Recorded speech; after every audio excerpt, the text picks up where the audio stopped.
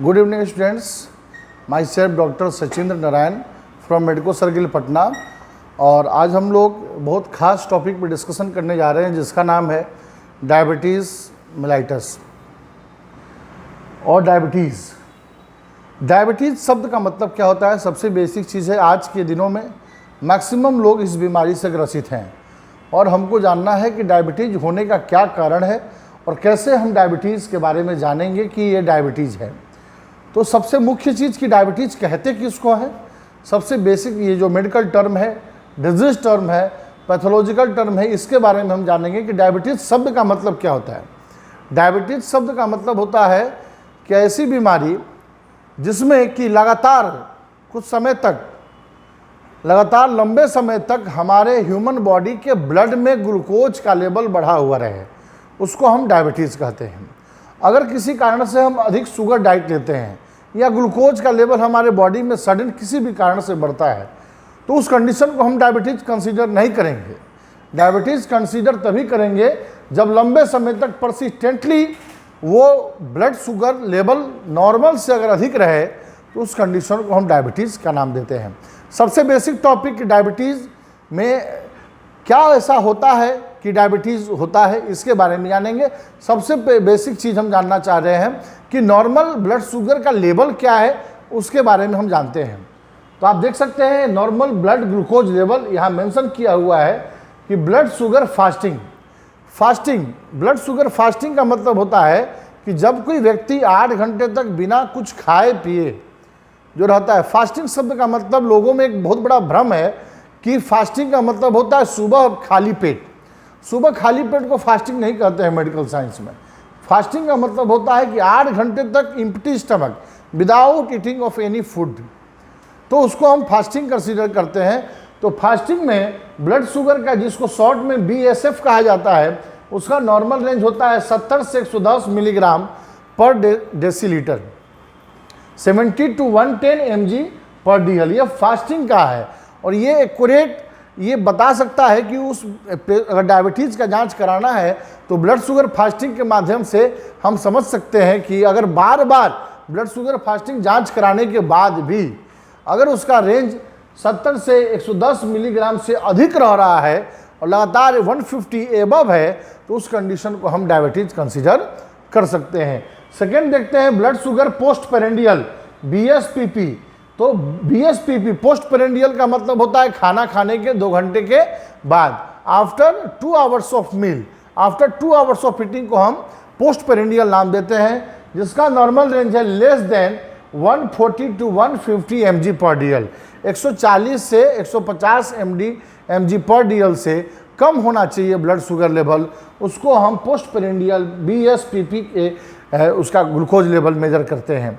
तीसरा है blood sugar random शब्द से क्लियर हो रहा है कि कभी भी हम जब जांच करते हैं तो उसमें ब्लड शुगर का लेवल क्या होना चाहिए, तो लेस देन 160 mg पर डेसीलीटर अगर है तो उसको हम नॉर्मल मानेंगे।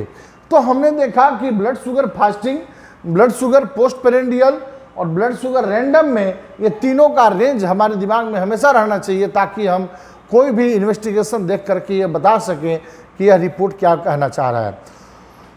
आगे आते हैं डायबिटीज़ शब्द का मतलब हमने डिस्कस किया कि ब्लड में ग्लूकोज का लेवल सामान्य से अगर अधिक रह रहा है बराबर तो उसको हम डायबिटीज़ कहते हैं। डायबिटीज़ को मुख्य रूप से 2 प्रकार में बांटा गया है, एक डायबिटीज़ मेलाइटस, दूसरा डायबिटीज़ इंसिपिडस। डायबिटीज़ मेलाइटस का मतलब होता है कि ब्लड में ग्लूकोज का लेवल तो नॉर्मल से अधिक रहेगा ही रहेगा और साथ ही साथ यूरिन में भी ग्लूकोज का लेवल सामान्य से अधिक होगा। तो अगर ऐसा सिम्टम देखने को मिल रहा है कि ब्लड में ग्लूकोज का लेवल सामान्य से अधिक होने के साथ साथ उस व्यक्ति के यूरिन में भी ग्लूकोज का लेवल अगर अधिक है तो उसको हम डायबिटीज़ मेलाइटस का नाम देते हैं। और डायबिटीज़ इंसिपिडस में डायबिटीज़ तो है लेकिन इंसिपिडस है, कहने का मतलब अगर हम कहें तो डायबिटीज़ इंसिपिडस में क्या होता है कि ग्लूकोज का लेवल ब्लड में तो अधिक है लेकिन यूरिन में ऐसा सिम्टम देखने को नहीं मिलता है। एक बहुत इंपॉर्टेंट टॉपिक है जिस पर आज हम लोग डिस्कशन कर रहे हैं कि डायबिटीज़ मेलाइटस और डायबिटीज़ इंसिपिडस में ये बेसिक अंतर है। यूरिन में ग्लूकोज का लेवल मेलाइटस में अधिक मिलता है इंसिपिडस में ऐसा नहीं होता है। क्लियर? तो अब हम चलते हैं डायबिटिक मेलाइटस की क्लासिफिकेशन की ओर। तो टाइप 1 डीएम, टाइप 2 डीएम, दो तरह का डायबिटिक मेलाइटस होता है।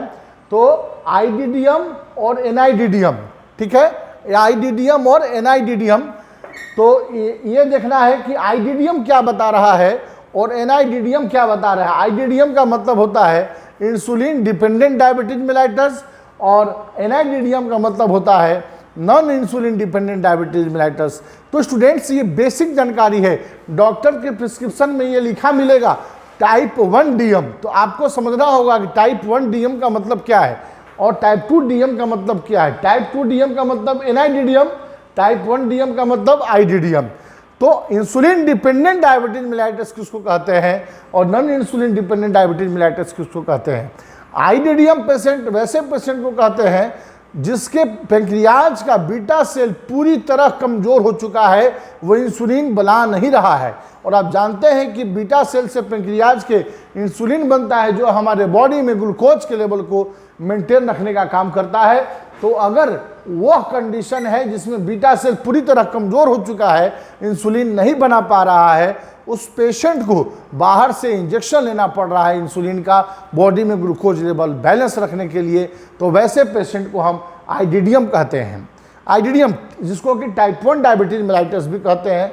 और second type 2 diabetes mellitus NIDDM. Diabetes mellitus तो है लेकिन एनआईडीडीएम मतलब कि non insulin dependent diabetes mellitus, उस पेशेंट के बीटा सेल के द्वारा, पैंक्रियाज के बीटा सेल के द्वारा इंसुलिन बन रहा है